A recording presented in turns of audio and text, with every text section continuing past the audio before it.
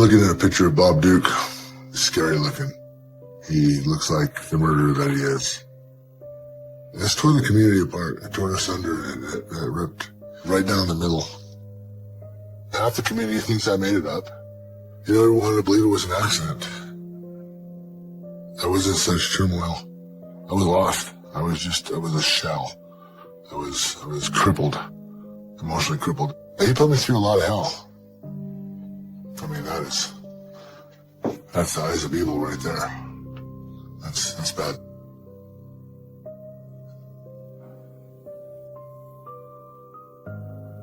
The best thing to do would be when don't see their window there. Right. You know, when they come in. And then catch them off guard. Gotta get together. Do you have any ideas about maybe how I could do it, or? What do you do it wide enough?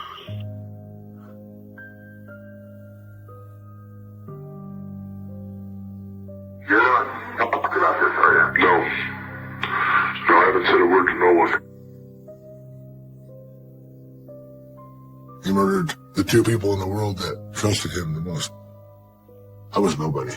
I was afraid for my parents, my wife, for my children. I was afraid for everybody. It was terrifying. But I made the mistake of not believing he's capable of it the first time, and I wasn't going to do it again. I cannot watch people die at his hand again, knowing full well that I could have done something about it. You know, that's something I live with every day, is the fact that I didn't say anything, and he murdered him. I wish I did differently. I wish I could have believed that he was capable of that. He would still be here. That's a picture of Bob. That's pretty much when we first started hanging out. That was a long time ago. I cared for him deeply. We were best friends. He was like the brother I never had. And, you know, the things that happened differently, we'd probably still be friends.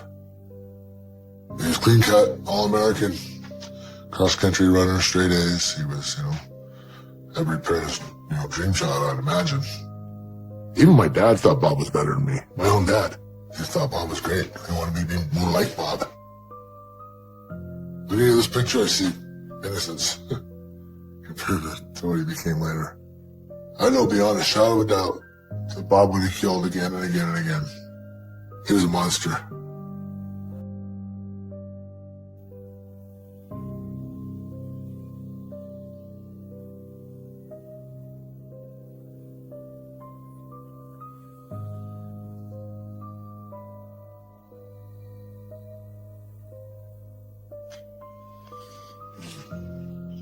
This is a picture of me in, I want to say, my junior year, maybe my sophomore year. I was kind of a nerd.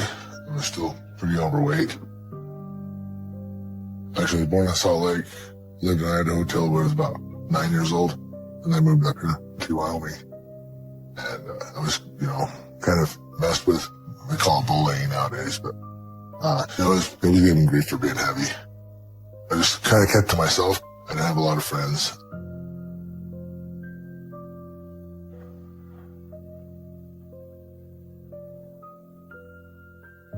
Everything's really cliquish at school, and I kind of didn't fit into any of them.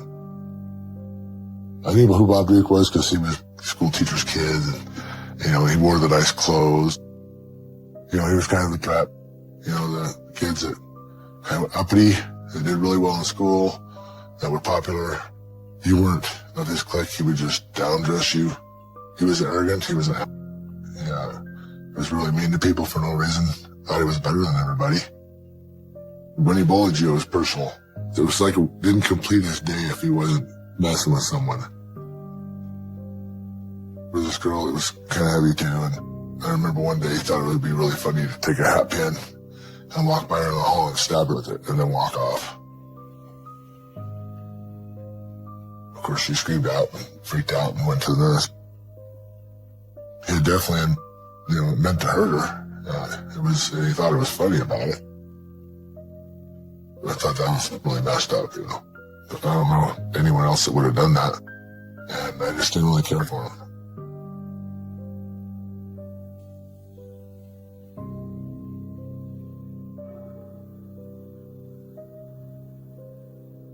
That would have been putting me down and just degrading me and bullying me for at least a year.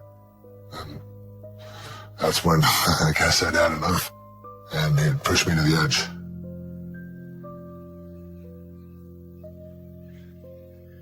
So the bell was about to ring, and I wanted to be early. I like to be early because I guess pick a seat usually in the back. And he was walking ahead of me, talking to someone, just being Bob, just being very, arrogant, impudent. And I asked him, excuse me, to get by him. He said something like, calm down, fat boy, or chill out or something. It was very condescending. And at that point, I guess I snapped. Screw you! I shoved him and proceeded to throw a pounding on him. It's the first time I'd ever been in a fight, but I just had enough of him. I had enough of being talked down to, and I had enough of, him thinking he's better than everybody. I hit him like 4 times. I expected him to fight back, but he just stood there and looked at me dumbly. And I hit him hard enough, actually, that he ended up having a big lump. The teachers intervened. We took Bob down to the nurse and then the ambulance. They thought he had a concussion. He actually had to go to the hospital. And they took me to the principal's office, and the police were called, and I got a 3-day suspension.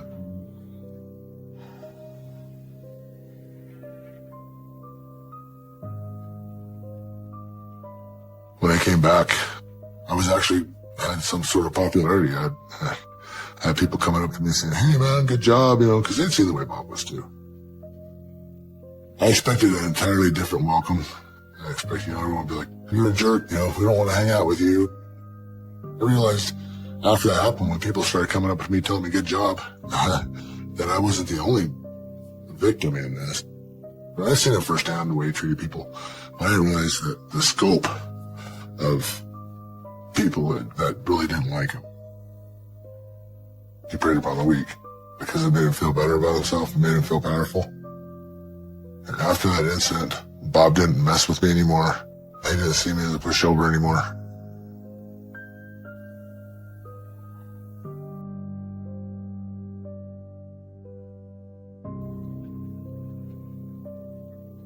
We were both really into fitness, even though I was still a fat kid. I was trying not to be. So I went to work out, and Bob was there. Hey, Roger. Didn't know you were into working out. And we're like, hey man, did you spot me? That's how our friendship blossomed looking back. We realized our interests were similar. You see that new action movie yet, dude? Which one? I used to watch hitman movies where, the hitman would make thousands of dollars for a moment in time, killing someone, pulling a trigger. It's freaking sick, man. He fights off like 3 guys at once. And we talked about what a great life will be, making all that money. And that would be so cool, And I didn't think anything of it. For me, it was all talk. Even though we talked about it, romanticized about it, I never thought in a million years that Bob thought it was an option. Even if I go back and tell myself then what I know now, I don't know if I believe myself. I don't want to believe that anyone's capable of murder.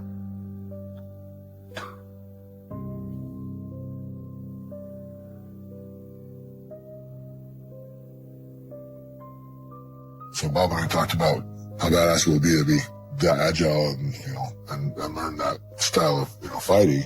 And we decided to join Taekwondo. He was a lot better than I was at it.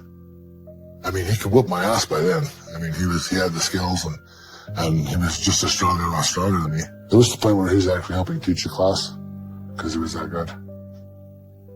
In this one tournament, we were fighting each other for first and second place, and I had thrown a fake roundhouse. So I threw my foot over his head, touched down with the ball of my foot, and came back, got him with a point. And that really upset him. You could see the rage in his eyes.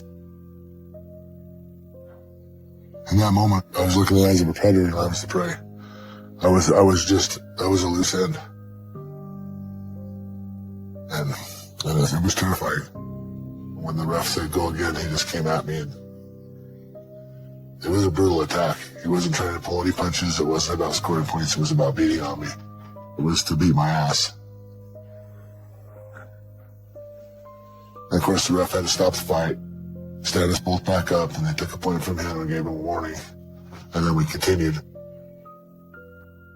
even though we were buddies. I know Bob always kind of looked down on me. I think when I got to point out for Bob, it was a personal insult to him, and then it was over from that point. He was done playing, and he ended up winning them out. Of course, we had to stand up there and get the trophies, but after that, he didn't have anything to do with me really for a couple of weeks.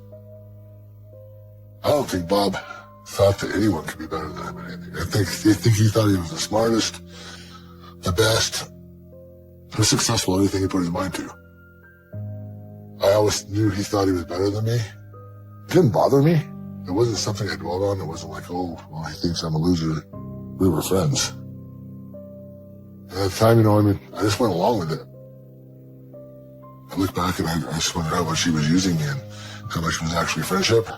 And at the same time, I'm repulsed that I ever called him friend, because of how evil he is. Just absolutely, positively evil.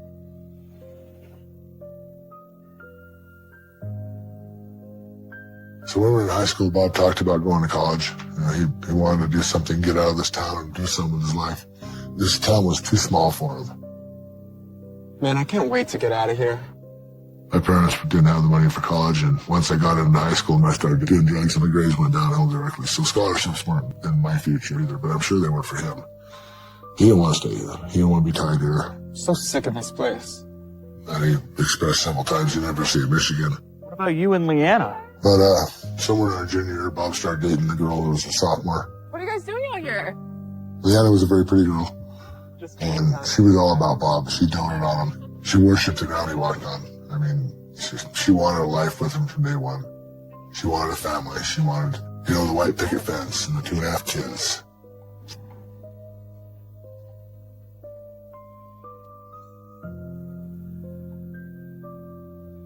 It was our senior year of high school when Bob had mentioned to me that she was pregnant, and he felt a lot of anxiety. He didn't know what he was going to do, how his life was going to change. He was really uncertain.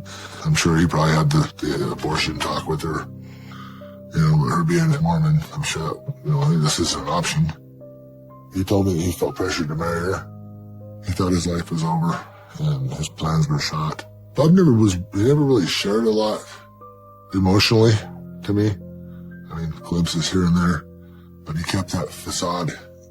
He showed people what he wanted to show them. So to catch cracks here and there was pretty rare.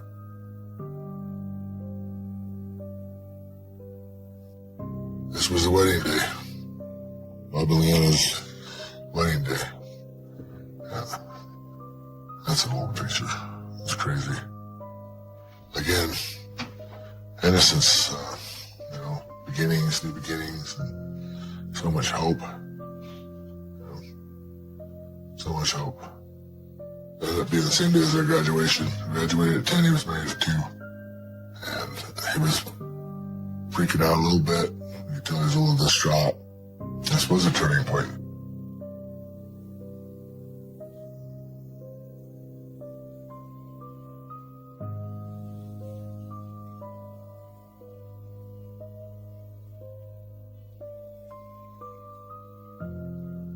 He had a beautiful woman and a great career. He was successful. I don't think Bob see it that way. I think the carpet laying business was just something to make money. I don't think that's anything he really wanted to do for a living. He was forced to make changes to become more responsible and be responsible for the lives of his wife and son. Bob kept their relationship separate from our relationship enough that I never really got to see them interact, but once or twice, and the whole time I knew him. Yeah, it's about to get pretty busy. My dad was a carpenter, so I started learning carpentry when I was 12. And Bob knew that. Occasionally hired me to do the woodwork or, trim work or whatever. One time we came back to his house from doing a job, and he was going to pay me back for my time. And Eric came rushing up, "Daddy, Daddy," and I seen him stiff arm him and say, "Leanna, take care of your son." Get this kid out of here. Roger and I are trying to talk. His son stopped in his tracks and looked like he was heartbroken. And Leanna came and whisked him away. Daddy's just busy, okay? You don't stiff arm your child. I don't know. It's stuck in my mind and to this day. Like I can see it like as yesterday, it's stuck in my mind is just like, what the hell are you doing? That's your child. Maybe hey, pick him up and hug him and, you know, hold him and then, you know, write me a check or say, hey, I'll be with you in a little while, buddy, you know. Yeah, it didn't seem right. In my mind, maybe he just had a bad day and just wanted to get me paid and get me on my way so he could be a family man. But it didn't seem like that to me. It seemed too commonplace, just too knee-jerk reaction. Like, it just didn't sit right. Even before I had children, it didn't sit right that he would stiff arm your son as he's running to you. You know? It wasn't lack of emotions, but it was almost the opposite. Like Eric was a nuisance, and that was it.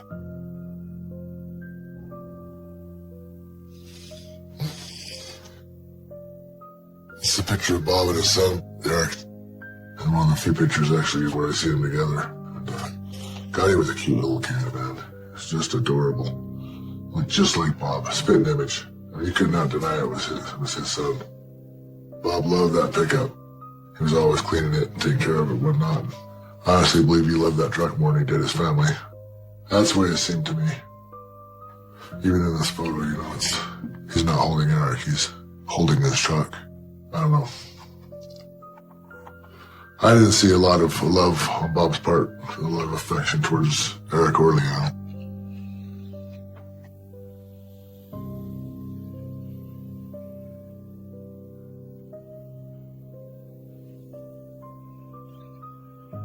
Thanks for the ride, man. See you tomorrow.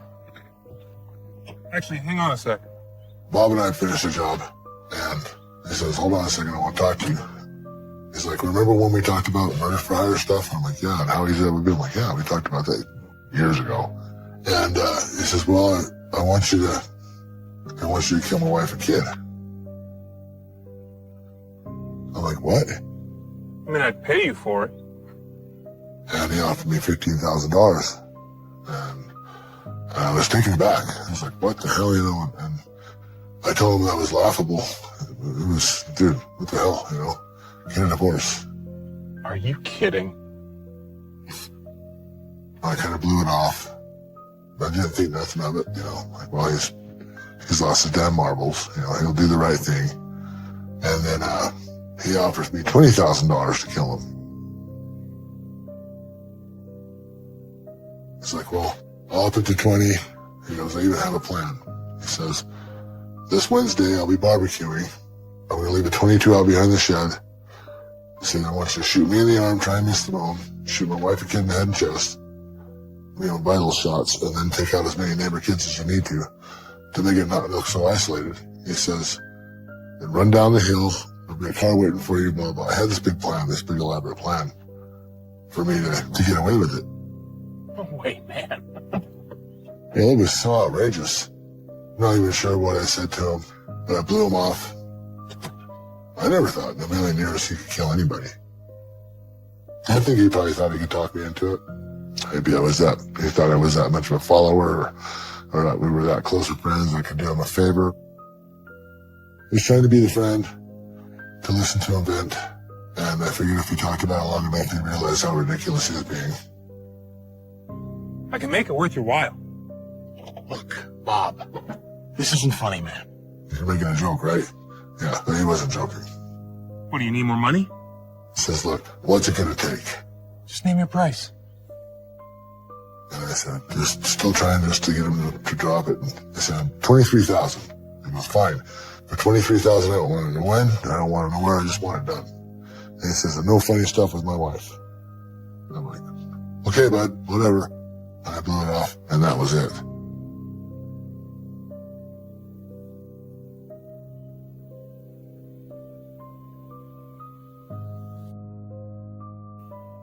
When I called my mother, she was crying. Something terrible has happened. Wait, what happened? She told me Bob's wife and kid had fallen off the cliff in the gorge. They're dead. I think I dropped the phone. I felt ill. I felt anxiety. I wanted to throw up. I knew it wasn't an accident.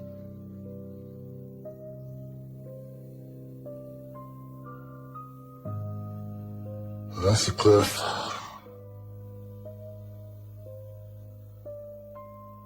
Bob said that they were up on the cliff supposedly picnicking. Eric was chasing a lizard and got too close to the edge. And Leanna went to grab him and they both went over.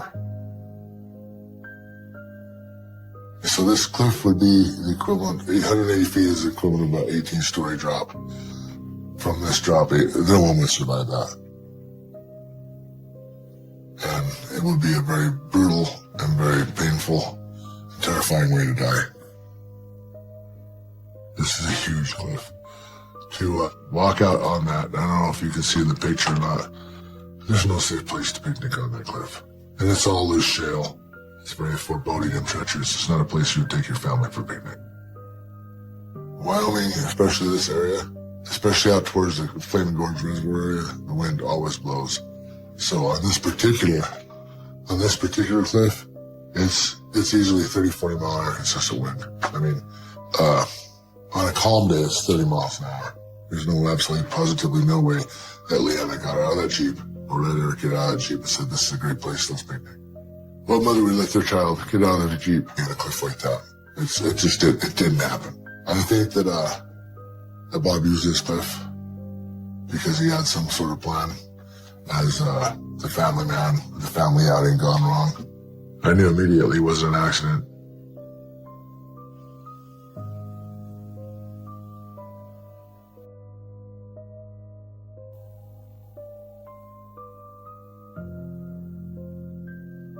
A few of us were there, like I think her sister was there, a couple of family friends, and Bob was nowhere to be found.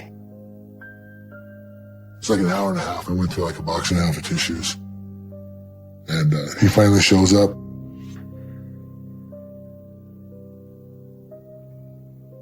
Well, apparently he was already planning the funeral. The day he killed me, he was off picking caskets and stuff. It was crazy.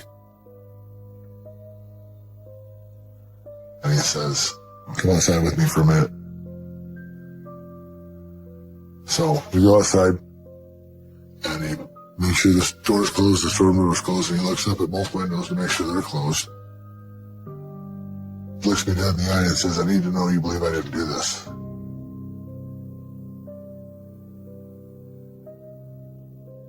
And so that answered any question I had, that answered any doubt I had right there. And, you know, in my mind's eye, you know, they say your life flashes before you die. Like, I had 30 minutes worth of conversation in my head in a split second thinking, this had better be the best goddamn acting you've ever done, you know, because your life depends on it. So I looked at him and said, no, I know we talked about this. But there's no way you could have done that. It didn't even cross my mind, dude. You know, and so I sold it to him. You would never do anything to either of them. Like, he knew I knew. Okay. But I was letting him know that he had nothing to worry about because, you know, who's going to believe me?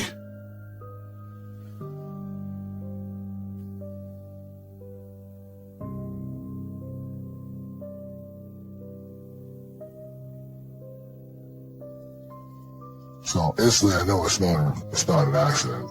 Now I'm a target. I know too much. And if he's willing to kill his wife and kid, I'm just a loose end. And something's going to happen to me.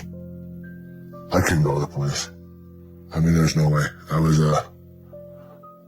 was very well known to the police department, to the community. I was a person. I was a drug addict. I sold drugs. I robbed people. My word was worthless. I had no credibility whatsoever. Even if I went to the police, they would laugh me out of there.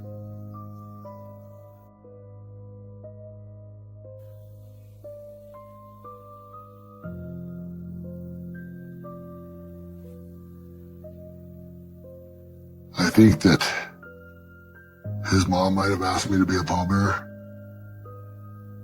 I wouldn't have volunteered to do it. You know, I felt responsible. I wanted to crawl under a rock. That's what I wanted to do. And to help carry that casket it tore me up pretty good. I had to be a pallbearer for his son, knowing he killed him.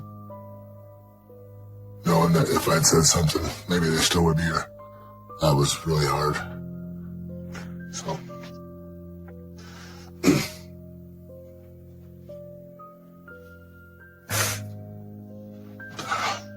It was tough to carry him to his final resting place, because the kid deserved more than that.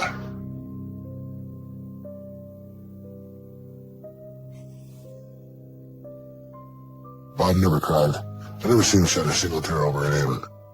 He was crying everywhere, and Bob never shed a tear the whole time. He didn't cry at the funeral, he didn't cry the day he killed him. Everyone thought he was just in shock. And I really wanted nothing to do with him after that. I stayed away, I didn't hang out with him, I didn't do any work for him. We weren't pals anymore. I wanted to distance myself as much as I could from him. You know, I couldn't stomach being around him. And if the isolation triggered some sort of, suspicion in him, then so be it. But I couldn't be around him. I couldn't go hang out with him. He was a murderer. He was a monster.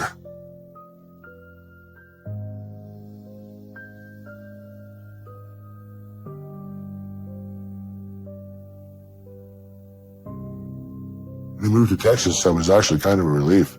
He was out of town. I didn't have to see him anymore. I didn't have to worry about him anymore. I didn't say anything to anyone about it for the longest time. In fact, I buried it. I just pretended like it didn't happen. And then he called me from Texas and brought it all back.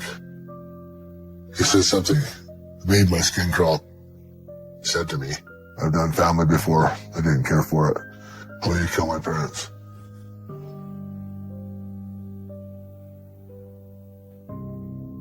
Bob called me out of the blue. And I'm like, "So what's going on?" Trying to make small talk. And he's like, "I'm making money, but I have an opportunity to make more money." Okay. What did you have in mind? That's when he said, "Look, I've done family before. I want my parents murdered." When he said I'd done family before and I didn't care for it, that's the only thing it could have meant for me, is that he'd killed his wife and kid. And that he wanted his parents dead, and he wasn't willing to do it. He was trying to outsource it. Well, he straight told me, "If you don't do it, someone else will." Because him and his brother took a life insurance policy out of their parents. Like a $500,000 life insurance policy. "I know you need the money, that's why I'm offering you first. That's worth $20,000. So I was like, Jesus Christ, here we go again. I'm like, well, let me think about it, let me sleep on it, and click, And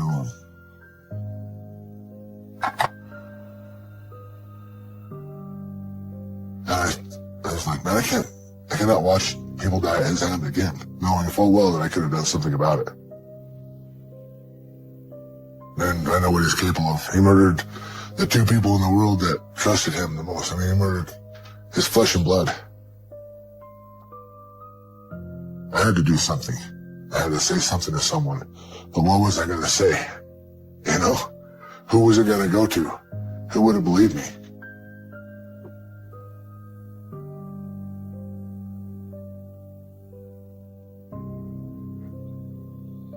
I didn't expect him to believe me, but he was the only person I could go to. Well, I'm like, "Dad, here's the deal, man. This is up, but you have to hear this." My dad knew my history. He knew my drinking and my drugging. I've never been a liar, but he still didn't believe me.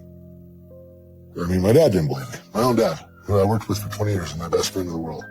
We were side by side, since I was 12 years old. And he even didn't believe me. It was unnerving. Please, Dad, I need your help. I said, but this is really, really real. And this is happening right now. And then he told me straight up, well, if you truly do believe this, then you need to get hold of the police.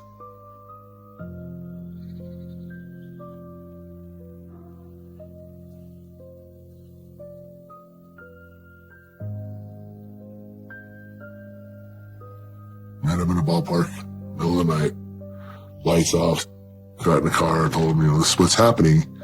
What do I do? And he's like, well, I'm glad you came to me. We need to get proof of this because it sounds really, really far-fetched, Raj, even for you.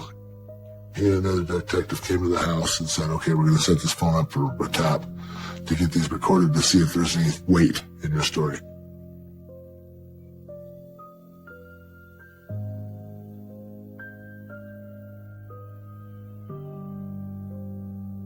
Hey, remember when we talked before about the $20,000 for killing your parents? Yeah. Hey, I'm thinking I might want that. Do you have any ideas about maybe how I could do it, or? Once you is wide enough, Right. I think it's anything more than a door frame. So it's just walk in and do it, walk out just like it was, like I lived there basically then. Yeah, the best thing to do would be when no one's there, Right. you know, when they come in, And then catch them off guard. gotta be together. Okay. Because my dad does have a gun at him. The FBI and the local PD were recording these conversations. That was a conversation recorded where Bob had instructed me how he wanted me to kill his parents. That he was a 22. I felt terrible anxiety and almost crippling fear, actually, yeah. The whole time I was talking to him, and even listening to myself in this recording, I don't know how he did not catch on, because I sound nervous as hell in this. I was trying to act casual. They told me, don't talk casual. Act like you might want to do this. You know, they give me some coaching, but I even sound nervous to myself in that. All this stuff ran through my mind. I mean, the what ifs, the hows, how can it possibly go right? Let alone, how can it go wrong? A lot hinged on this. A lot. My safety is parents' safety, and this could also quite possibly reopen, maybe kill his wife and kid. When I hung the phone up, I gave my father a hug, said, Dad, we got him, it's done. I just wanted it to end. I didn't want to have to deal with Bob Duke ever again.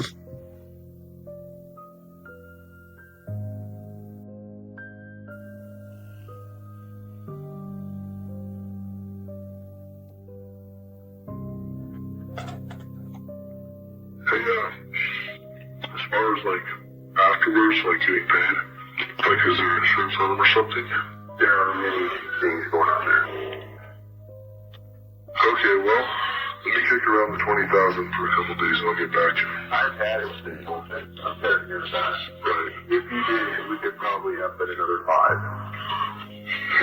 Okay. But the key is ASAP. The whole thing was terrifying. But one of his testimonies during trial was that this was all just a joke. And I don't hear any joking in that. Not a single bit. He was planning the murder, and he was planning to murder me too.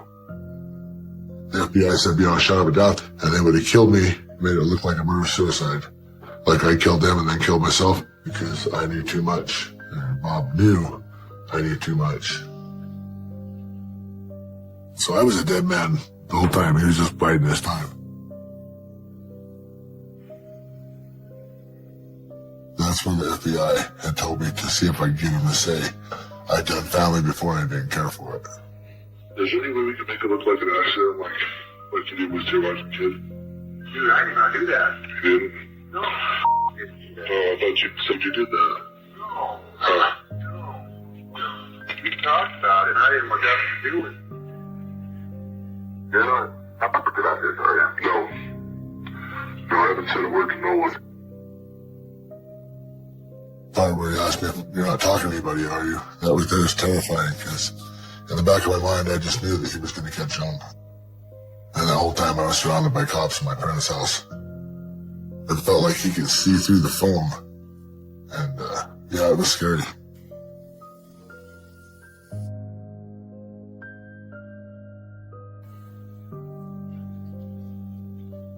I heard a knock on his door, and he says, hold on a second. I heard him put the phone on the counter and go to the door, and I heard someone bust the door open. I heard, what the I heard up against the wall, and I heard a bunch of rustling around for like 30 seconds.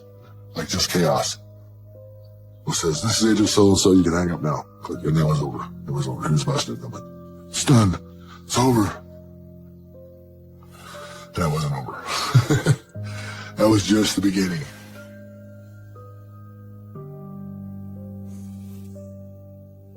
I thought, in my mind, I didn't have to be afraid. I thought if I knew my family and I were safe, and, he was behind bars, and I figured he'd be behind bars for a very long time. So I celebrated, Bob's finally under arrest, and, he's going to answer for his crimes. I'm like, it's over. He's going to prison for life. maybe for hire. That's not what they got him on.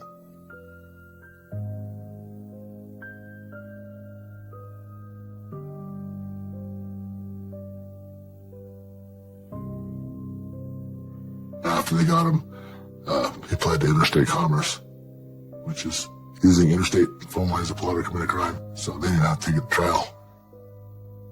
I was really angry. I'm thinking he's going away for life. He's doing 10 years federal, which means he'll do 80 to 85% of his time, which means in 8 years from the time he's convicted, I will have to worry about my safety, the safety of my family. I'm like, holy crap, man. So in 8 years, I'm a dead man. And when he gets out of prison, I'm going to have to protect my family. I'm thinking he's thinking of 10,000 different ways up there to kill me or hurt me every day he's locked up because he knows it was me. I said, yeah, I think I'm in danger. My family's in danger. But it was also enough to pique the interest of the local prosecutor, saying, well, hell, if he killed his parents, let's say he didn't murder his wife and kid.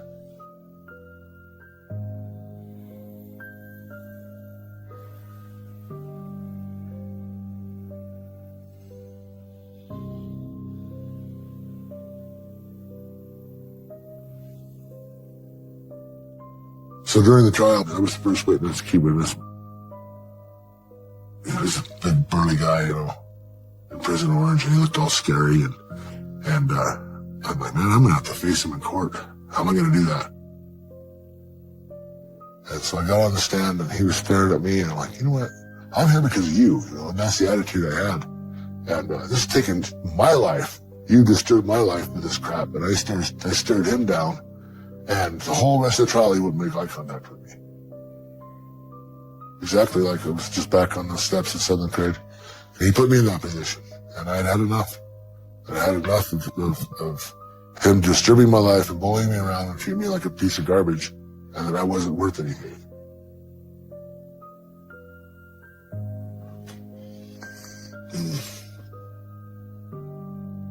Looking at a picture of Bob Duke. This is, either just before the trial or just after the trial. He's scary looking. He looks like the murderer that he is.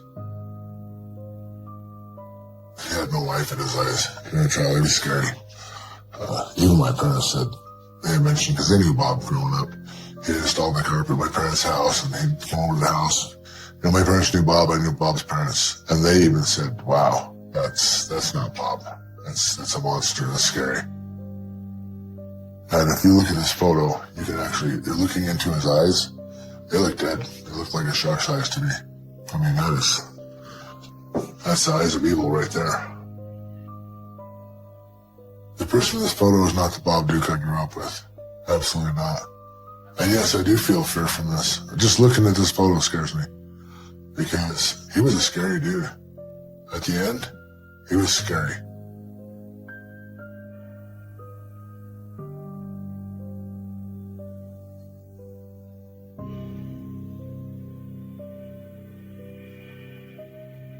When I found out that he was guilty on 6 counts, it truly felt like it was over now. Well, people, hey, good job, blah, blah, you're a hero, and this and that and the other, and so proud of you for doing that. And I tell them, I did the only thing I could do, because at the end of the day, I've got to look myself in the mirror. So how I get through the day is, what happens, happened. I can't undo that. I did save his parents' life. He's behind bars where he belongs, and I move on. I live my life. I have regrets. I have a lot of regrets. And when the trial ended and he got 6 life sentences out of it, I felt like his wife and son could finally rest. So I felt like I did done justice. Just talking to her mom and dad and listening to them praise me and thank me, and all I could do was think about it. I wish I could have done more. I wish I had done differently. So, I wish I could have believed that he was capable of that. He would still be here. It's been rodeo, man. I felt like the clown through most of it. But, it came out the way it needed to come out. And any friends that I might have lost through this weren't true friends anyway. And people in the community that, gossip no matter what, they can all kiss my Rosie, you know, and, I did what I had to do, and I saved a couple people's lives, and I got through it. I'm a survivor, not a victim. So, and I'd do it again if I had to.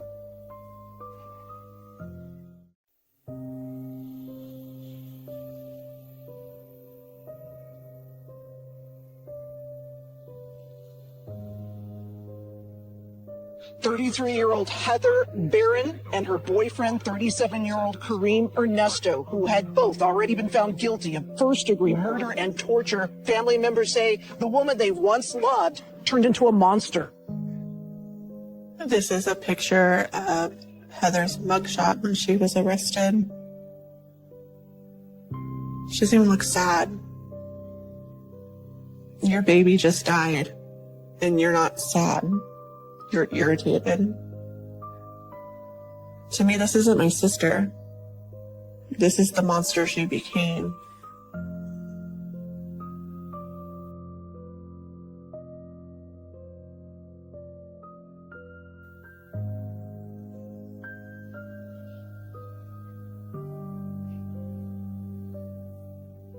I never thought she was capable of doing what she did, that she was so evil.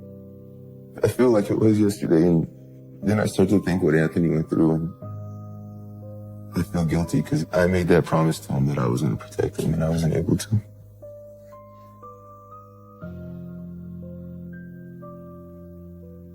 This is a picture of Heather and me when we lived in Missouri at Christmas time.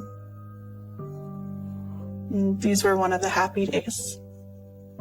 I loved my sister, and you can see it in this picture.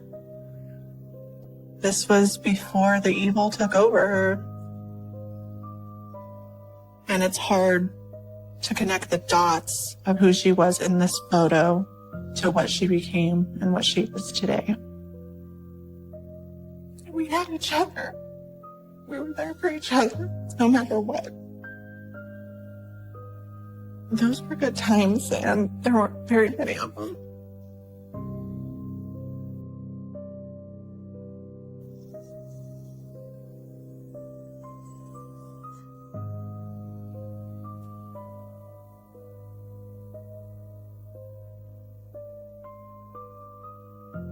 There are 3 of us, myself, then my brother David, and my sister Heather. I am the oldest, and then my brother is 2 years younger than me, and then Heather came about 1.5 years later. David and I have always been really close. We had same friends, we liked the same music. We've always had a really good bond. Heather always had a little bit of a different personality. She didn't really click with us. There was just something off. Heather had multiple personalities as a child. When certain people were around, she was a happy princess, and when other people were around, she was screaming and acting crazy. She often liked to play the victim and get me and Crystal in trouble. I have this one instant where I was in my room watching TV. She wanted to do gymnastics, so she would often walk on the bed like a balancing beam. And she slipped and fell, and she hit her mouth on the wooden bed frame. She told my mother that I threw a sandal at her and made her fall. And my stepfather got home, and then he started beating me.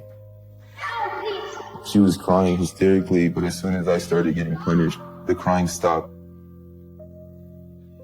Then she just watched me with this little dead blank face, just watched me get beat. And I asked her why she did that, and she said because it didn't faze her that she just caused all this pain to me. And it just terrified us knowing that she can say anything she wanted at any moment, and we can be tortured for it. When she would get us in trouble, knowing what the consequences were, it made me feel worthless, that I didn't matter. Looking back, I think that Heather's evilness started then at a young age. I think she enjoyed watching others get hurt, and she was just taking notes for when she got older.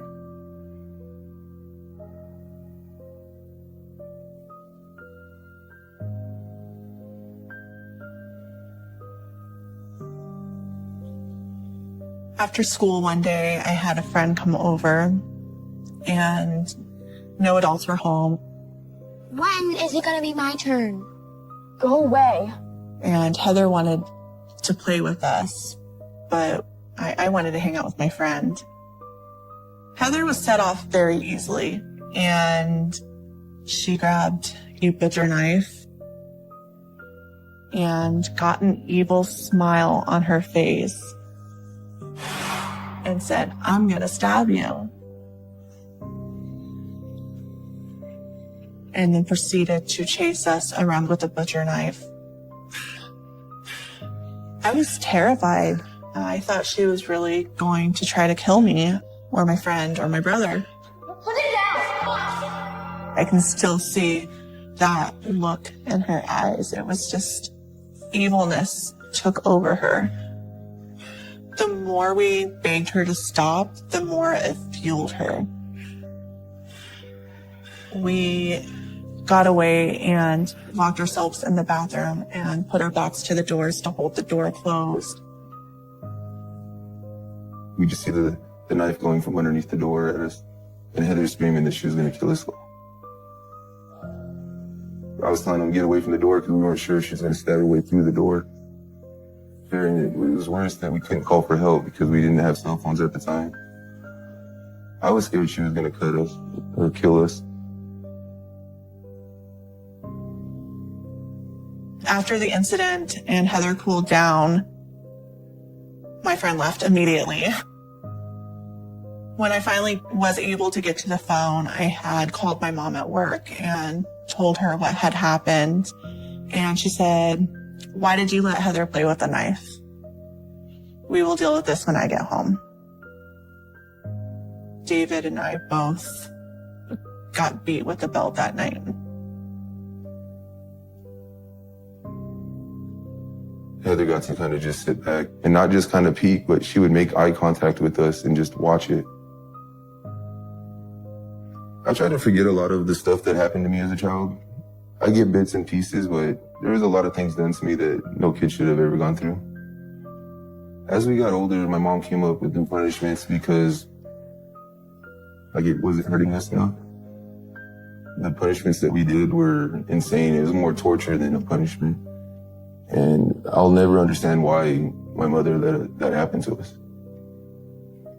It's just reliving all these childhood memories that I forgot about. They're all just kind of rushing back to me.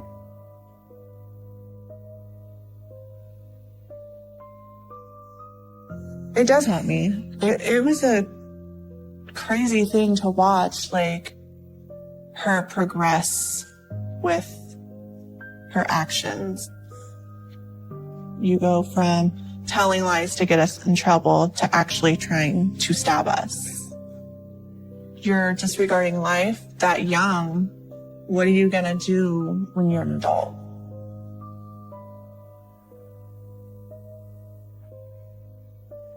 When I was 16, I ended up getting pregnant and married. After I moved, Heather and I started writing to each other like pen pals. I felt like we were starting to get that sisterly bond that I desperately wanted with her. I felt like Heather had finally matured and realized, hey, I do love my sister and I do want to be a better person and a good aunt. In 2006 or 7, Heather was 16 and was in a new relationship and had become pregnant. And I was very supportive of that because she said that she wanted this baby. And I wanted her to have the support I didn't get when I was pregnant at 16. I thought she had a really great support system to become a good mom. On May 4th, Anthony was born. When I saw his little picture, it melted my heart. That little boy, he was so beautiful and healthy, and I was in love. So Anthony was special to us when he was born. He was the first boy in our family. He brought all of us together. We forgot all the past, and we were all just there for Anthony. Heather looked like she had some kind of happiness in her eyes. But deep in my heart, I kind of feared for this child.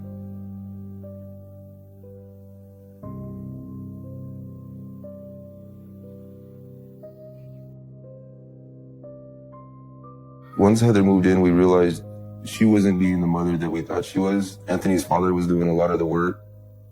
You need to be a mother. You don't do anything. We would hear Anthony crying at the night because Heather wouldn't want to wake up.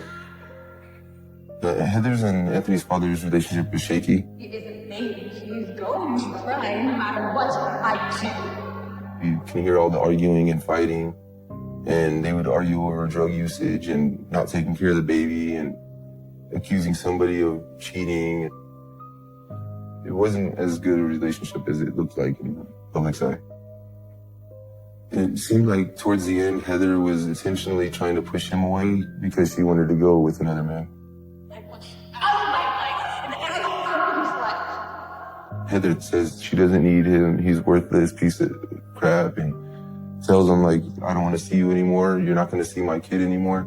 If you come around, I'm going to call the police and let them know that you and your family are illegal and get you deported. And then she punched him in the mouth and made his lip bleed. And that's when he told me that he was leaving, and he begged me and my wife just to make sure Anthony's safe and taken care of. I believe Heather would have called the police on Anthony's father because it's just the type of person she was. She would do anything to get her way.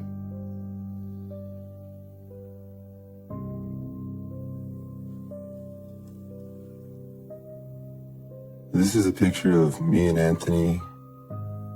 Miss his smile. I think me and Anthony were a lot similar, and a lot of me in him, even though he's not my kid. But maybe it's because I showed him good times and happiness, and he knew, like I said, he knew I was there to protect him and I was there to love him, and we were always there when he needed us. When I look at pictures of him and this big smile that he has, the happiness, and I can see it, it's there, but at the end of the day, I feel guilty because I made that promise to him that I was going to protect him and I wasn't able to.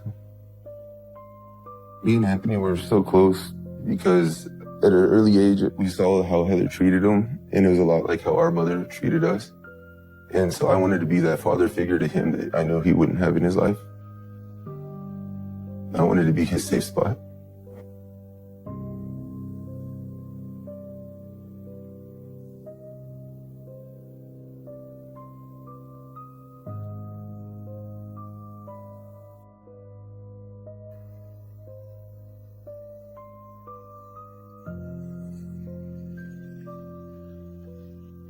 Heather had a very short fuse when it came to her own children. She would snap at them for any little thing. She would throw things at them, call them names. One day, Heather came over with Anthony, and Anthony was being a little wild. He had been cooped up. He was excited to be at my house, and Heather kept yelling at him, and she eventually grabbed my vacuum and hit Anthony with the hose to my vacuum. Anthony's whole demeanor changed right in that very moment. He went from wanting to play and having a lot of energy to just shutting down and crying. I quickly told Heather, "What are you doing?" You hit him? Heather told me to basically mind my business and she would punish her children how she found fit. I was really angry at my sister and confused on how she could do that to her child, especially knowing what we've been through. There's discipline and then there's taking it too far. And I felt hitting him with the hose was too far. Come on. And they quickly left after that. What are you thinking about?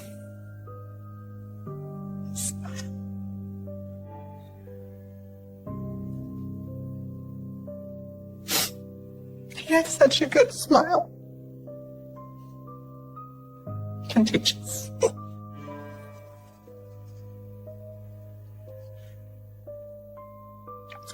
All he wanted was love.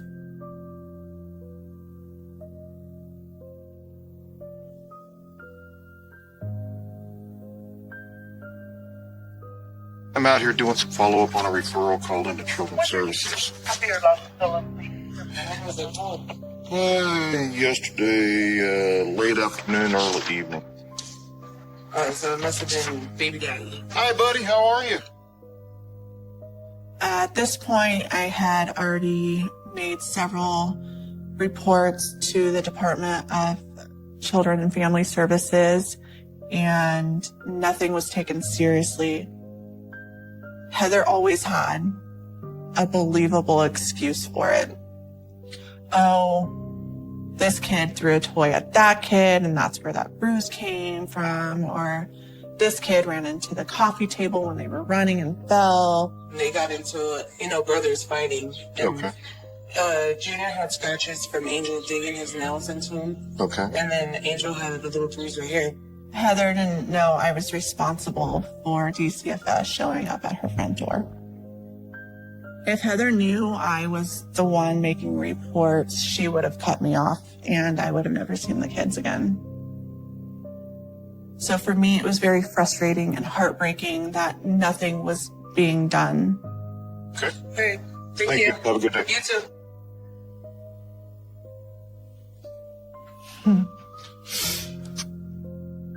This is a picture that I took of Anthony at the park. I had just gotten a new camera and I made him do a photo shoot with some of his cousins. Remember, he was like, take another, Auntie. He was just enjoying every second of it. These are the times that I know he was truly happy. He was a very loving child. He loved to hug. He loved to make you laugh. He was always there to protect. And he wanted to help. You didn't have to tell him twice to come help with something.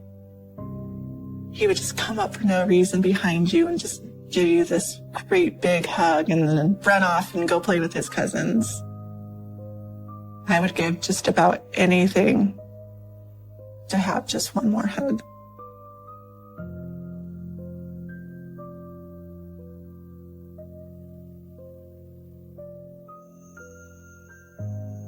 So one day there's a football game on, and I invited a couple friends over. I invited Heather over, and Kareem ended up showing up. I met Kareem at a warehouse job we were working. He was talking about his 2 daughters that he had, and then kind of became friends.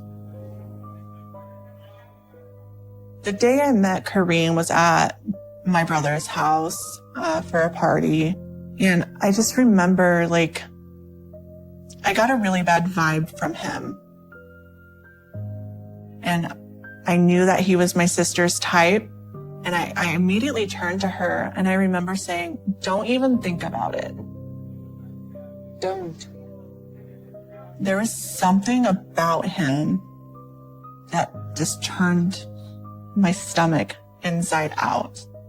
It was just this gut feeling that he was bad. We didn't know that they were dating until they were like a good month and a half, 2 months into their relationship. And that's when Kareem moved into Heather's apartment. It's really hard to put into words how it feels, but I'm going to feel guilty the rest of my life. It's just, if I would have never introduced him, it wouldn't have happened the way it happened. My wife tells me all the time it's not my fault. But deep down inside, I'm the one that introduced the two. And that's how I'm going to feel probably for the rest of my life.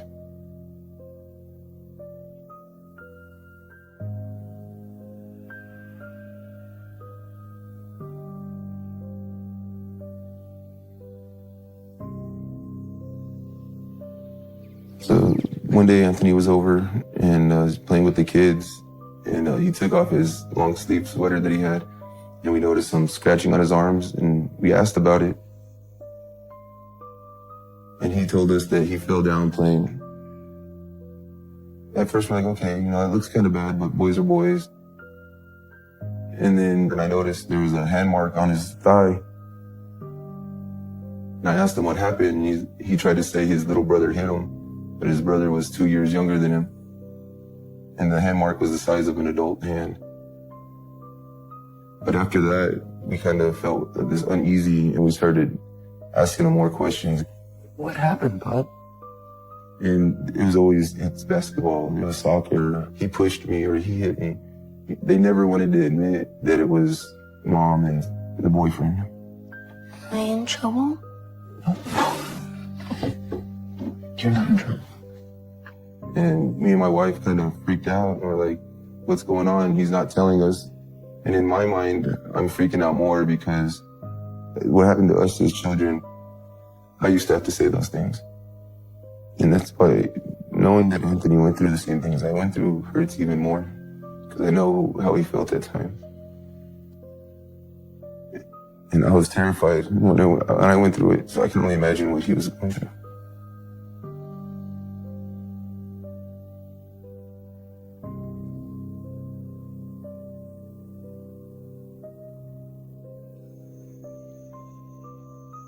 But one day, Anthony and his siblings were over at our house, and Anthony's sibling asked to use the restroom.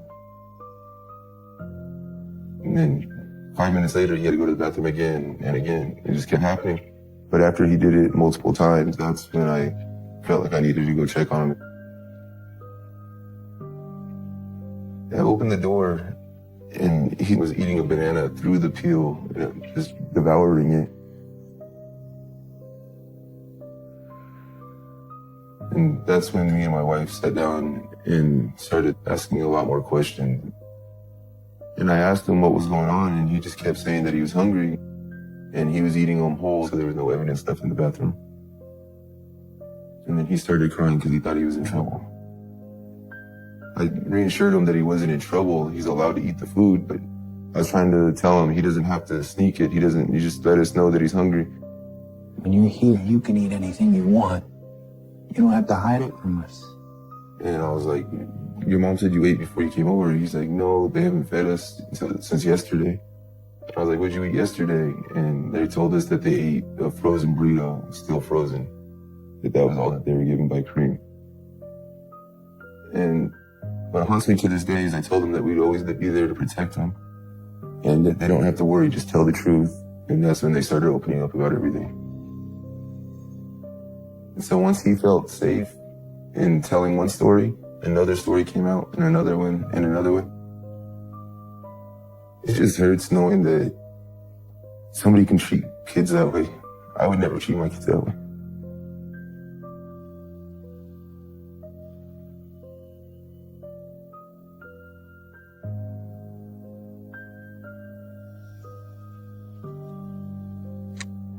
There was so much going on that we didn't even have a clue about until that day. Kareem would grab the boys by the ears and twist them. He would yell at them, throw things at them, make them fight each other. They were taking food out of the trash and eating that just to get something to eat. And I told David, we have to do something. It's only getting worse. And David said, I'm gonna call 911 when Heather shows up. It was such a risky call for us. We were gonna lose the kids and access to the kids if the allegations were made and Heather got the kids back. But something had to be done, and we were willing to take that risk to try to help our nieces and nephews.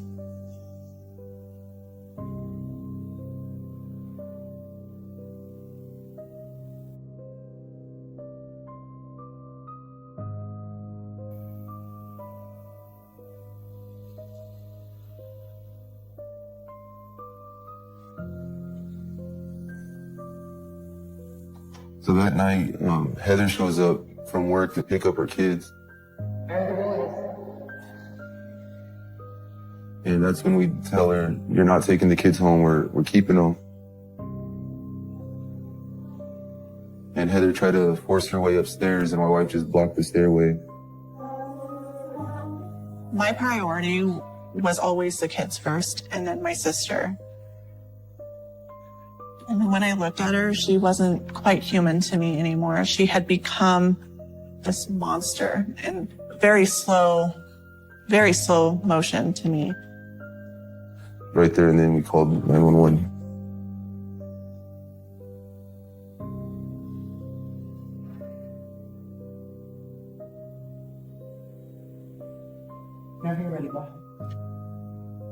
I stuck in and talked with a couple of the kids, and a couple of the kids have told me some things that make me not want to release them right now.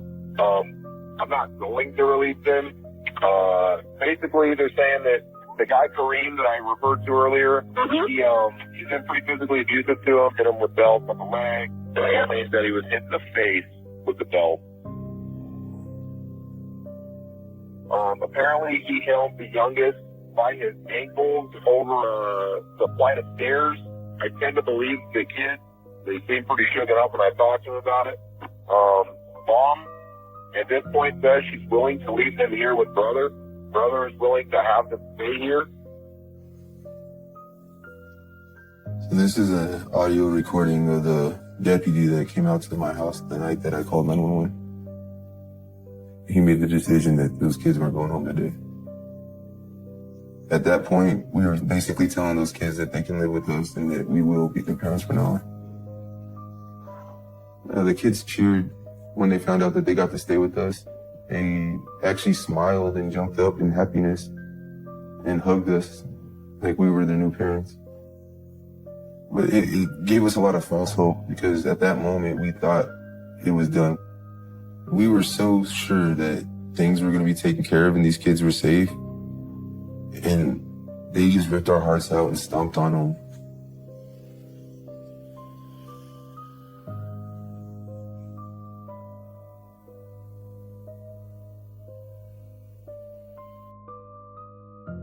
Heather told them Kareem was never going to be around anymore.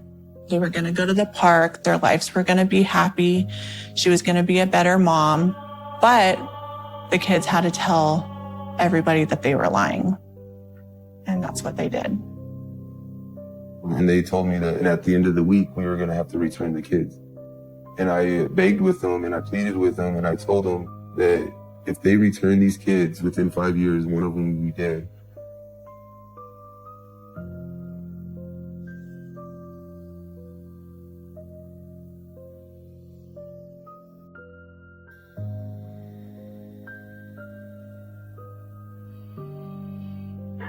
What's your emergency?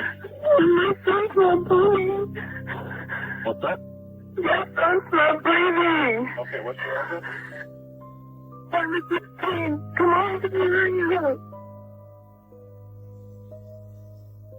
What happened? Well, he hit his head yesterday, and Okay. he was fine, and then today he was acting like kind of weird. You pulled out of it?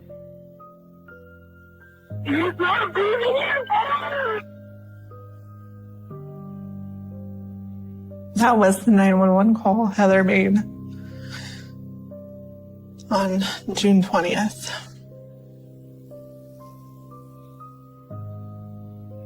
She was doing her fake cry. and that she always did to get us in trouble. She had a lot of practice. She was already planting the seed that he hurt himself in this call. She already knew what she was going to say. She already knew how she needed to act. It's infuriating. When first responders got there, they said that he looked like a zombie. Anthony was probably laying there for 3 days before they called 911.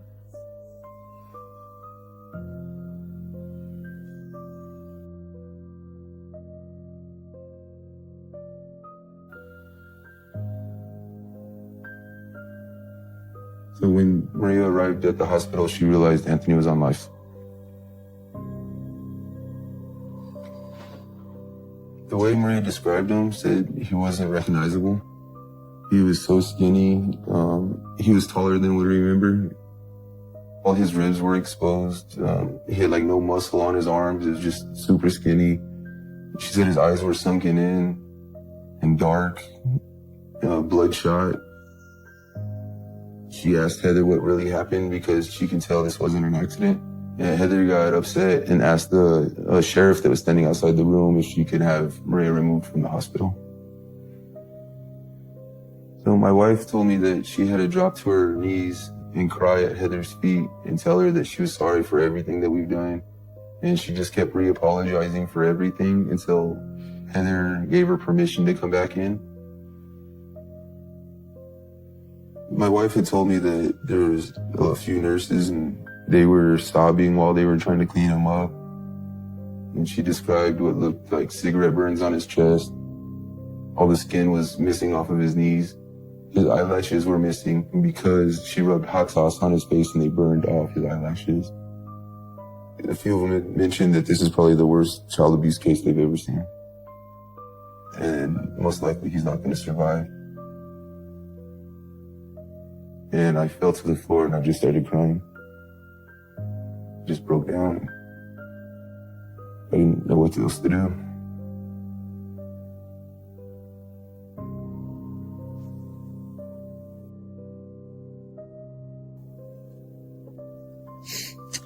This is a picture of Anthony in the hospital, hooked up to all the tubes and wires that were keeping him alive.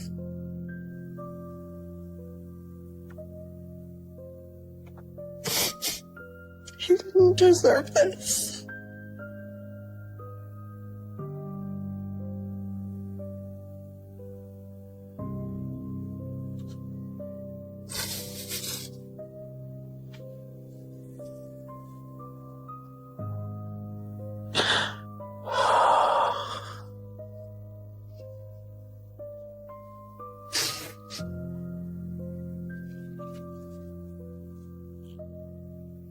I can't look. I'm sorry.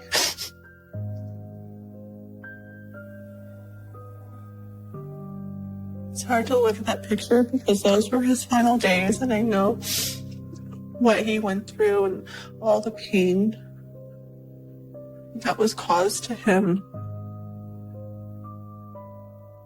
And that my sister did it to him and her boyfriend. And he didn't do anything to deserve that. There's nothing in the world he could have done to deserve that. About 6 o'clock in the morning, I received a phone call from Maria saying that they were going to take Anthony off of life supports. That his body couldn't fight any longer. He was brain dead. And just 30 minutes later, Anthony was gone.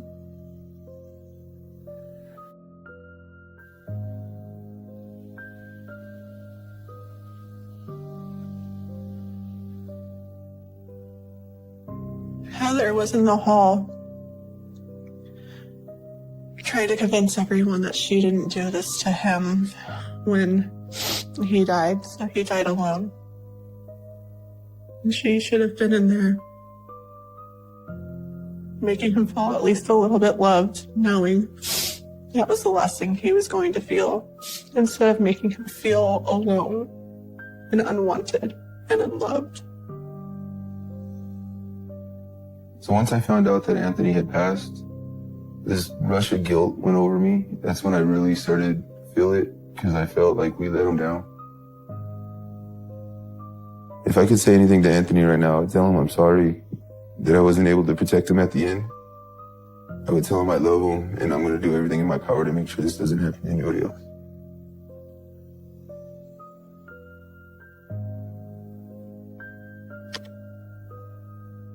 He's got cigarette burns all over him. I really doubt that. He does. He's got rug burns all over his body, too, that somebody was dragging him throughout the house. No. There's also a puddle of blood in his bedroom. Okay. That was him and Junior fighting in the room. And they were. They were fighting. He was, yes, he threw him. A puddle of blood. What do you want me to say? I didn't do it. Junior's 7 years old. So when did they fight? They always fight. And they fight to where a puddle of blood is caused? And you're telling me a 7-year-old did that? I didn't say he did that. You asked me what happened there. This is Cream's first interview with the police. And he's doing the same thing Heather did, trying to blame the kids, trying to deflect off of him. And everything he says is just a straight out lie.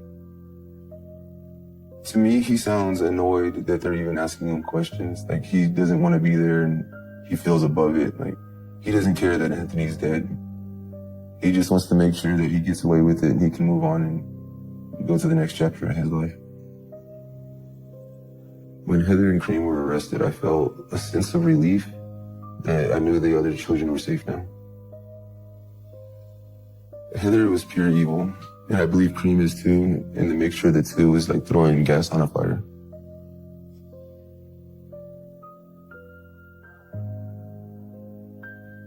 Heather Barron faces murder and torture charges for killing her 10-year-old son, Anthony Avalos. The first time I saw Heather in the courtroom, she wouldn't look at us. She had a very smug look on her face. She didn't show any emotion, and it was very infuriating. There was so many times I just wanted to jump over and just like shake her and be like, what is wrong with you? Why are you like this? How do you not feel sad that your child is dead?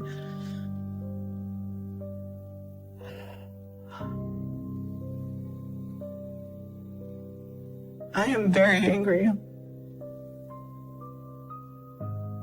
That was her baby. Her job was to protect him.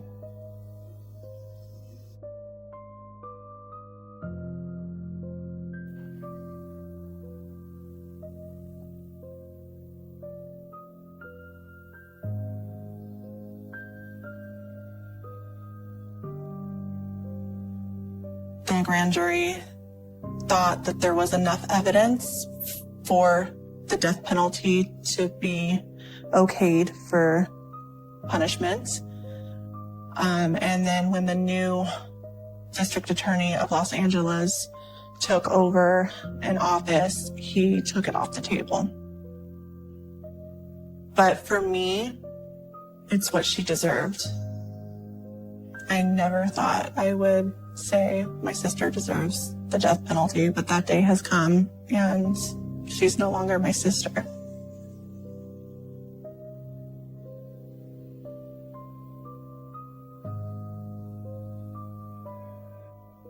So before Anthony's funeral, we got together as a family and decided to celebrate Anthony instead of mourning him. And we all made it a superhero theme because he was, in our eyes, a superhero.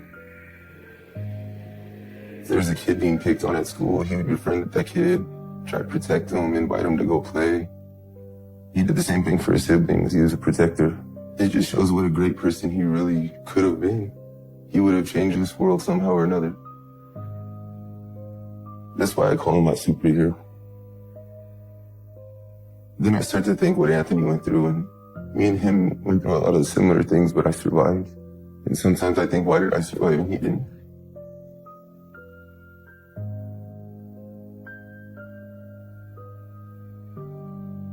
I miss him so much. There's not a day that goes by when I don't think about him and his beautiful smile and those hugs. He gave the best hugs. He would come up and hug you for no reason and tell you that he loved you. I just hope Anthony knows that he didn't die in vain, that we are fighting for him still and his siblings and other children, and we're going to make changes, and he is going to be the difference, and he is going to save lives just like he wanted.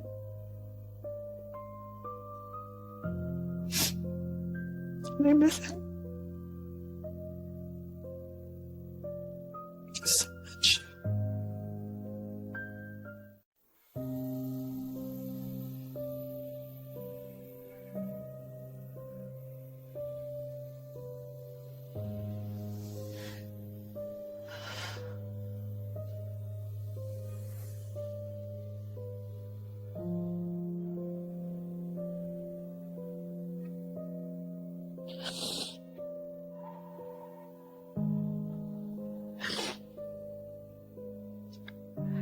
That's the way I remember him. Evil. He couldn't have been the camera. Because he knows what he did is wrong. I think Chevel died still not caring. He had that evilness that he didn't even care or had no remorse in what he did. But he is where he's supposed to be, in hell.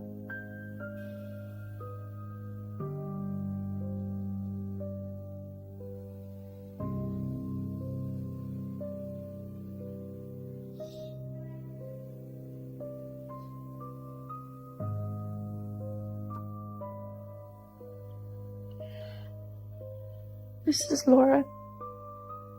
She looks totally different from the way I had remembered her. I don't recognize her. But that face, it's evil. You can just see it in her eyes. She took my childhood from me. She got what she deserved. My aunt and uncle were evil people. I wanted to kill them in their sleep because I was in so much pain. That's how far they pushed me. Just almost becoming a murderer. I think that's why that it's hard for me to remember, because I try to not remember that part. I have 2 siblings. My sister was the oldest, then it was me, and then my brother. My mom was a single mom raising us by herself, but my mom was not stable enough to watch me and my siblings. She was a drug addict and she had problems drinking as well. So CPS took us away. And I was about 9 years old at that time.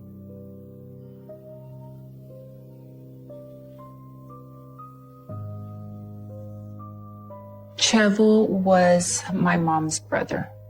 Hi, sweetie. Hi.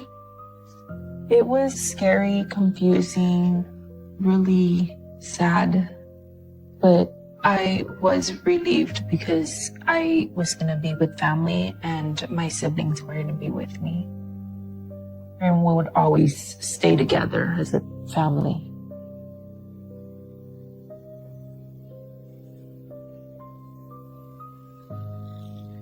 Looking back, I wish I ended up being separated and with strangers.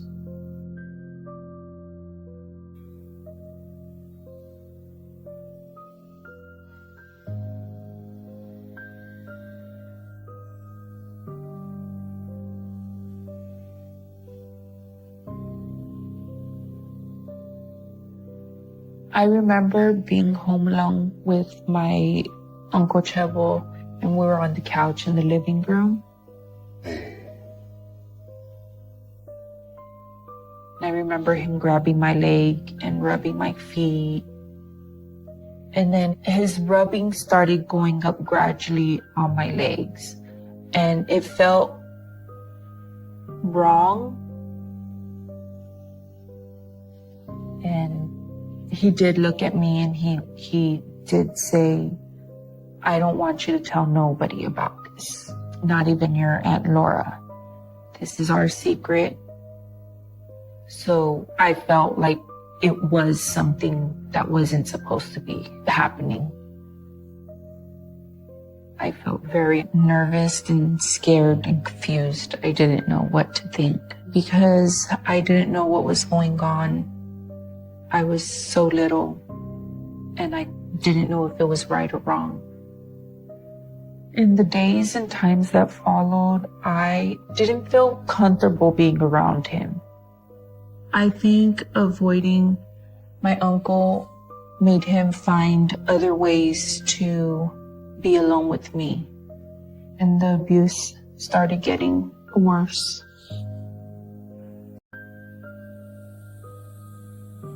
In the bedroom that I shared with my older sister, we had a bunk bed.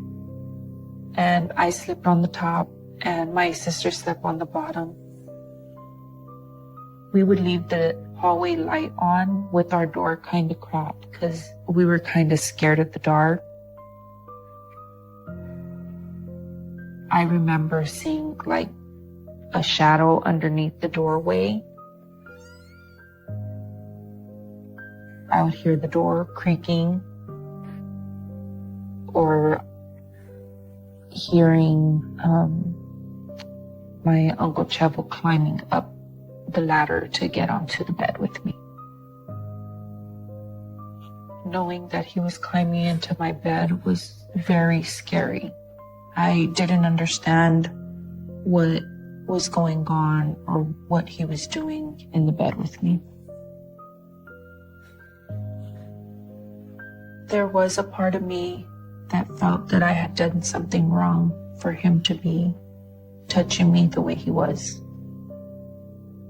First time that my uncle touched me, I was about 9 years old, and it was like that for a few years, and it progressed. The first time that he raped me, I was 12 years old in middle school. I did hope that my sister would hear or maybe catch him one time or something, but she never did. I really didn't understand what was going on, so I didn't know how to defend myself at the time. I knew his one rule was not to tell nobody. So as a kid, I didn't.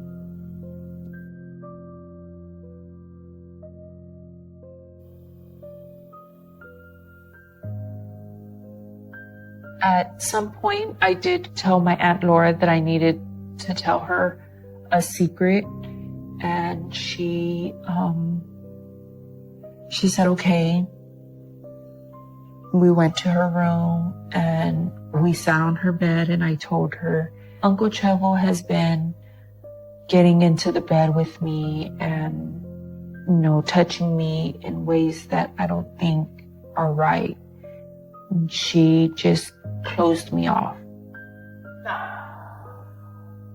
She told me that she didn't think that he was capable of doing anything like that, and that she knew that I was lying.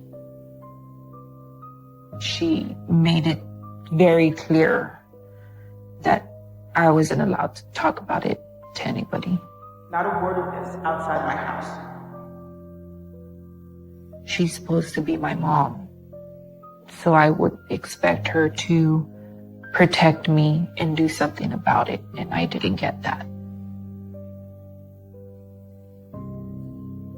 I felt very sad and betrayed that my Aunt Laura didn't believe me, and scared because I didn't know who else I could go to and tell, because if she didn't believe me, who is gonna believe me? I couldn't trust nobody. This picture was me and my sister goofing off in our bedroom. I was roughly 12. If anybody else was looking at this photo, they would see a normal, happy child. But behind the mask, she wasn't normal. She wasn't happy. It was a cover-up, but she had to pretend that she was happy. I was told not to tell nobody the truth, and I was scared of what was gonna happen if I did tell the truth. I felt like I was committing a crime, that I did something wrong and I would end up in jail. It was terrifying to live with that idea.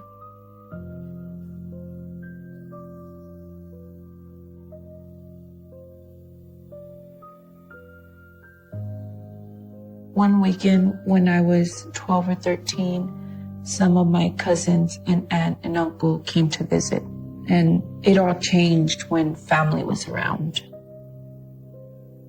I remember one day we were outside playing and there was this boy that caught my eye. I had a crush on him, and I think he had a crush on me too. We sat down talking and things led up to another, and we started kissing. That was my first kiss. It felt funny, but it felt good at the same time. The butterflies were like a good, nervous feeling. There was a lot of things in my life that weren't normal, but that felt normal and okay. I didn't realize that my cousin was watching, or she could even see us kissing. I pushed him away, and just all of a sudden I hear her screaming, "You're kissing a boy. I'm gonna go and tell." And I was like begging her not to tell my Aunt Laura and Uncle Chevel that I was kissing this boy because I would get in serious trouble. I started crying because I knew I was gonna get in trouble and maybe get a spanking. She didn't understand how severe my punishment was gonna be. I walked in and I remember seeing everybody in the living room. The look on my uncle's face when I got into the house, he looked very pissed off. Like his face was red in anger. It was the first time I've seen him that mad. I remember seeing my Uncle Chevel with the belt. The only thing I remember him saying was to put my hands on the couch.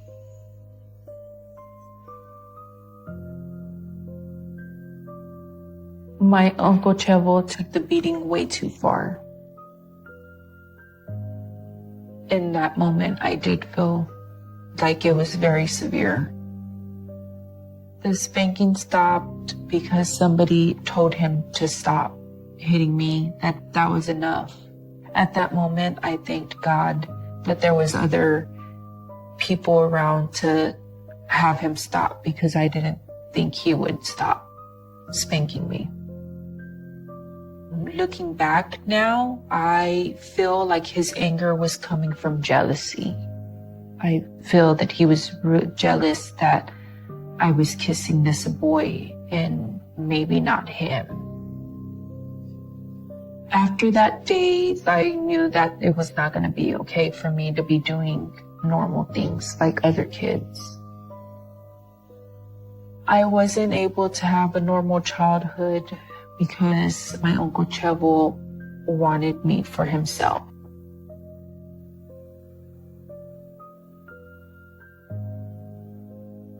I had a best friend and we were inseparable. We were like sisters, pretty much. I always went to her house because it felt safe. and I didn't want her to go to my house. So I kind of kept her away on purpose from my house. I trusted her enough to tell her the truth. So that's what led me up to tell her. I have to tell you something, but you promised not to say. We're sitting together, and that's when I just told her the secret. She looked scared and said that wasn't right and it shouldn't be happening, so we should tell somebody, like her mom. You can't. I told her in tears that we can't tell nobody what's going on. And she just kept saying, no, we have to. It was very scary for me. I have to say something. I didn't want to get in trouble if they found out I told the secret. And then she finally said, okay, I promise I won't tell nobody. So I thought she kept that secret.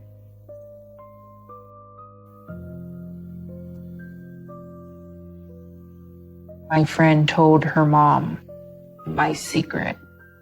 The mom reported it to Child Protective Services. Why did you start packing, sweetie?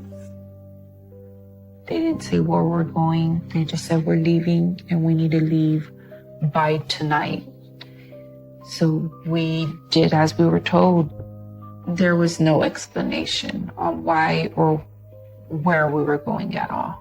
And we moved from there. And I never got to see her again. I understand why she told her mom my secret. She was just trying to get me some help to maybe stop it. And that's what I wanted, was for it to stop. After that, what had kept me from telling anyone at school, teachers, friends, was that CPS would end up telling my aunt and uncle, and we would move again. I felt ashamed. I was so embarrassed about what was going on.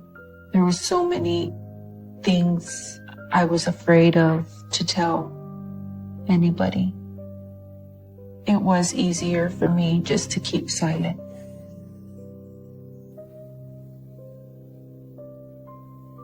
There was one time that my aunt and uncle wanted to have a conversation. I was already in high school at that time. Abby, come sit.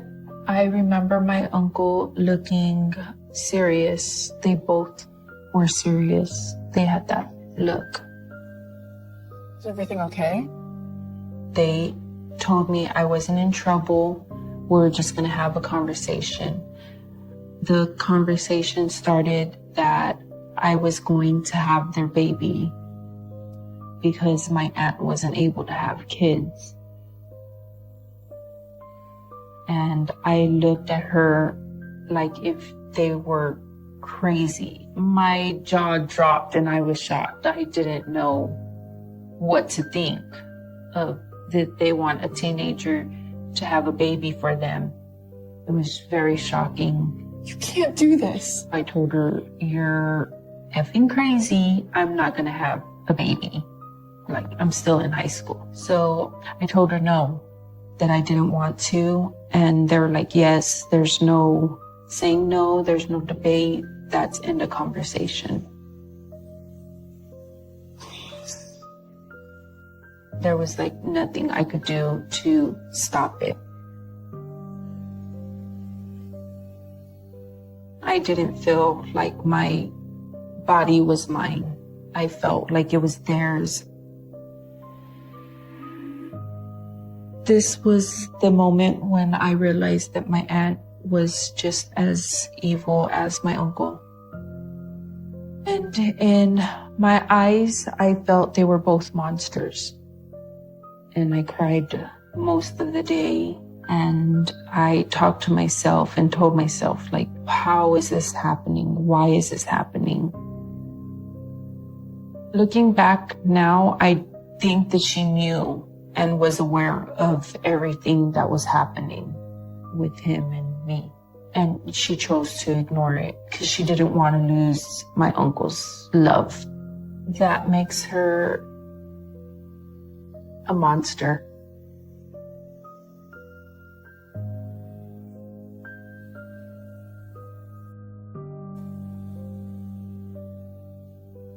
When I was pregnant, I did have a lot of feelings. I didn't want to be on earth no more. I was very depressed, just wanted to be alone. My uncle had threatened me about if I told anybody that I would go to jail and the baby would end up in foster care. It was hard to hide the truth. If it came up, then I had to lie and say that I messed around with some other kid, from school or whatever. And I knew that was a lie. When I was going into labor, I was told not to tell anybody. They demanded it from me. So I didn't tell anybody, but I did want to. But my aunt and uncle were in the room the whole time. And when I was able to hold my newborn, I felt happy. It felt amazing to hold my baby in my hands. I felt like I was on top of the world. I was able to hold her until the nurses walked out. Then my aunt ended up grabbing her.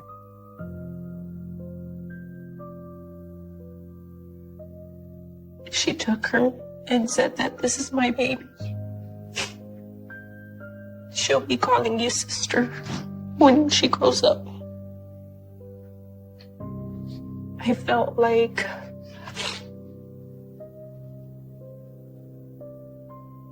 I wasn't even there. Felt really lost and used.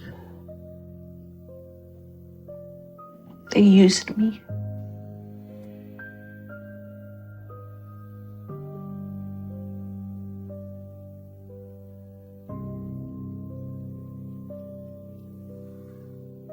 At that time, I was taking care of the kids and my aunt and uncle and doing all the household chores.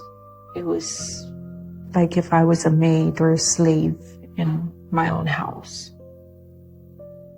And eventually it got worse.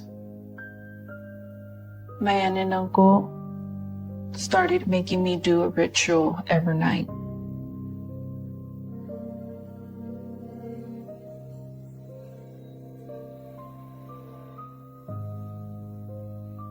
I remember having to massage my aunt and uncle every night, that my hands would cramp up and I would get so uncomfortable and want to stop, but I wasn't able to.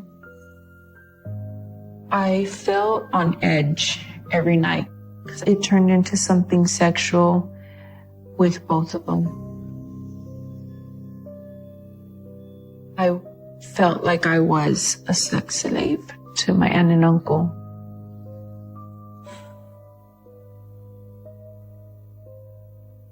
I felt trapped, like I wasn't going to be able to get out or be a part of the real world.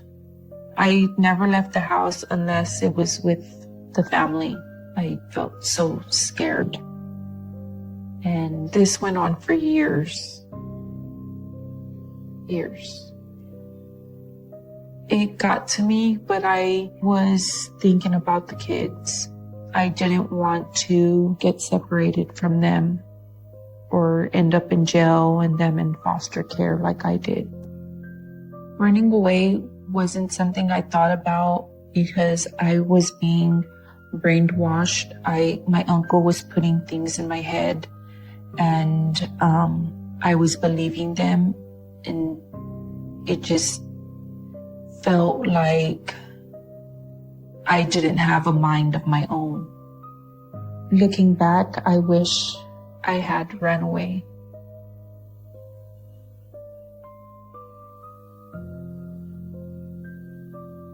In this picture, it's me, my Aunt Laura, and my 3 kids. I was was roughly 20 years old in this picture. Just seeing her and her holding my kids. I was an outsider to them. I wasn't their mom. She was. And that's what this picture shows. It was hard for me to smile for any photo. I forced myself to make it seem that nothing was going on, hoping that one day I would get out for everyone. My uncle had explained to me what would happen if I was to tell anybody, and his explanation was that he was going to kill me and the kids. He would slice our throats while we were sleeping. And I do believe he was capable of that. He was trying to scare me and not to telling anybody. And it worked.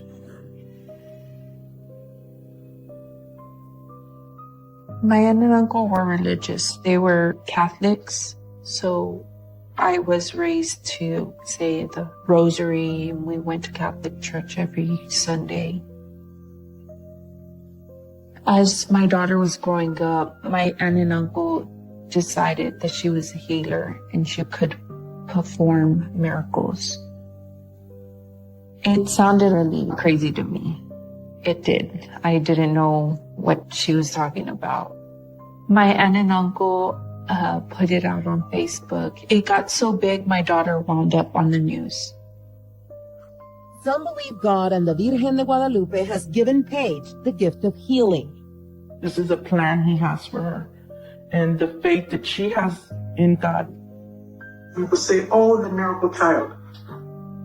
She's not the miracle child. It's not her. It's just, she's God's vessel. And just as quickly, we're reminded she's still a child. Mommy, what's a vessel? A boat. It's heartbreaking to me to hear my daughter call her mommy. I haven't heard it in so long. And seeing how young my daughter was and seeing what she was doing made it so hard for me to see it again, because she would do that at least 6 to 7 hours a day. She was so innocent. She was being used into luring people in and getting their money. And I feel sorry for my daughter too, because she had to go through that. The people that were coming were ill and they wanted to be healed. But in reality, it wasn't real. She lured people in and she was really good at it. It was all just a scam, just to get their money.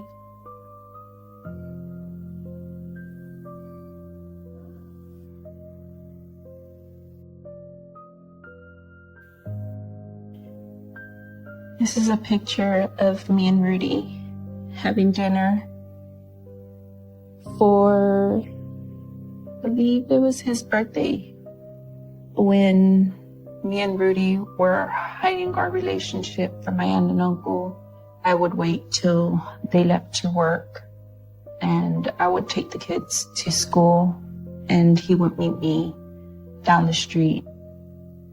Talking to him made me feel so safe. I wasn't used to it because I was not around safe men like Rudy. He just seemed very different and nice, sweet man. This was the guy that was gonna help me out through the hell I was living in.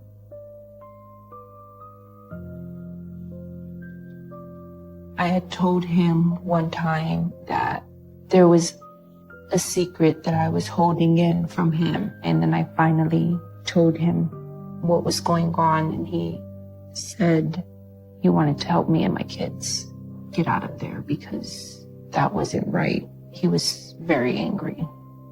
But I told him there's nothing that I could do because if he was to get involved or if I was to leave, they would find me and kill us all.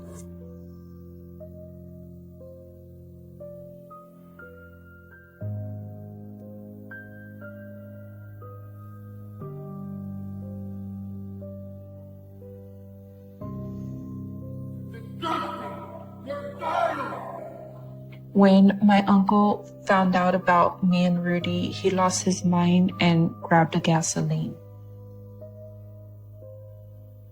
He started pouring the gasoline around the house and yelling that I was a whore and a slut. And he was gonna burn us all if I didn't do what was told of me. If you don't stop seeing Rudy, I'm gonna burn this house down and nobody will be able to see you or the kids anymore. I felt like my uncle was psychotic. It was just crazy. In that moment, I believed he can do it, and he would.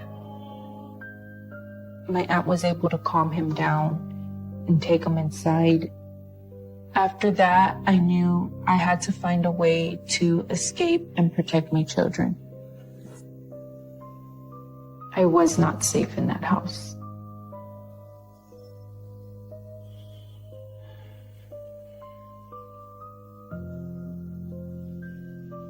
My uncle needed to be in a mental house. It was cruel and evil. I was done being in there. I believed that my kids and myself were in danger. So I told Rudy, enough is enough.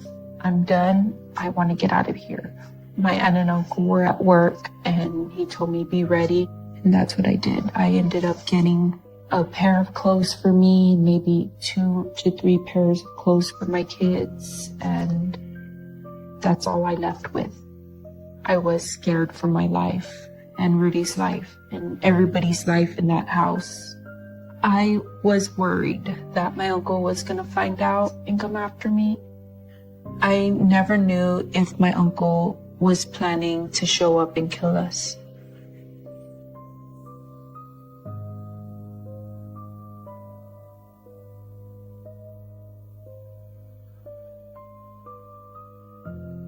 I held this secret in for so long that when I finally went to the police department to tell my secret, I was terrified. I was afraid that they wouldn't believe me. I was shaking in fear because I didn't know what was going to happen. I didn't know if I was going to get in trouble as well. I was still in that mindset that my uncle told me I would go to jail too. All of those years that my uncle put all of those thoughts in my head were still in my mind. After telling the cops, I realized that he had been lying to me and was wrong.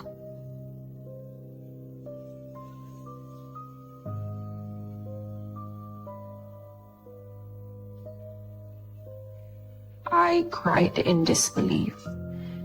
It was finally over. I was in shock. I couldn't believe it. And I still couldn't believe it until we went to trial and actually saw them in their orange suits with their handcuffs on.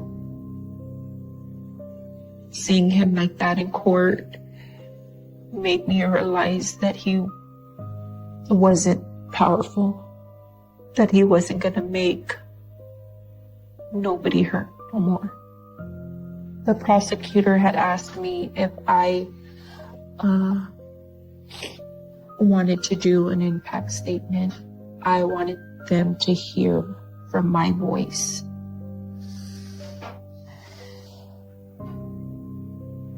This is my impact statement to my Uncle Chevo. You were supposed to be my guardian and my father to raise me and to take care of me, to love me, but yet you did the opposite. You took my childhood away from me. Shevel, you tormented me and tortured me for more than a decade. You are a monster. You will not hurt me or my two beautiful, wonderful daughters and anyone else innocent. I'm sorry.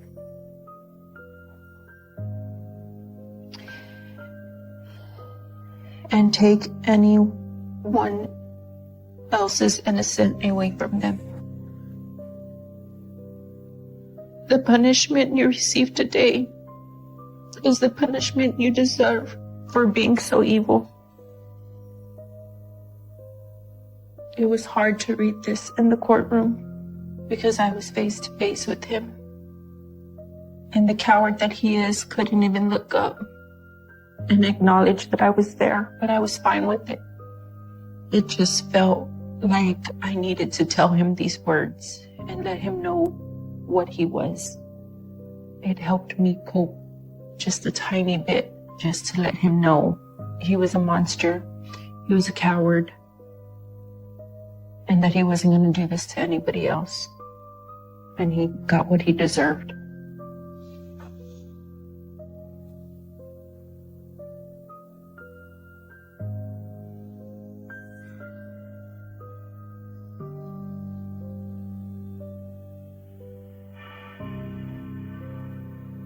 When I heard their sentences, I felt like I got my justice. But he didn't spend that much time in prison because he died. I was pissed off because I wanted him to suffer longer, like he made me suffer all these years.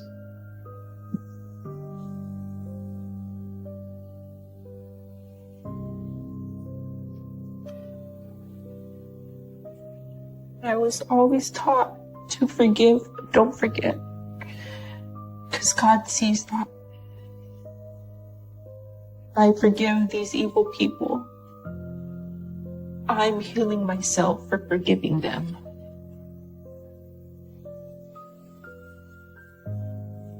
It's for me to let go of everything that they have done to me.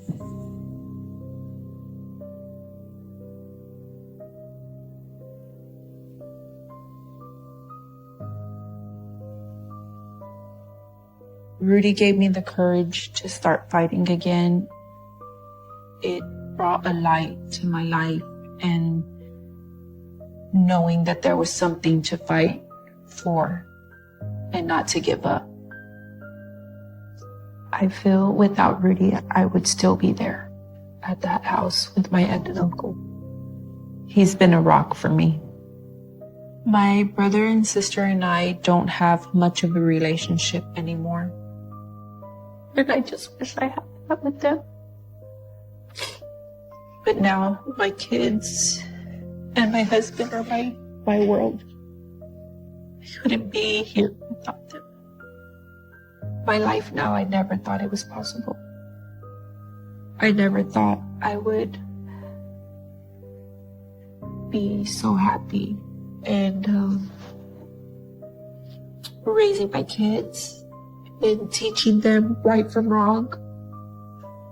I don't want my kids to ever think that I regretted having them. I, in a million years, will never regret having kids because I love them so much and I'll do anything for them. They help me heal. They help me be happy.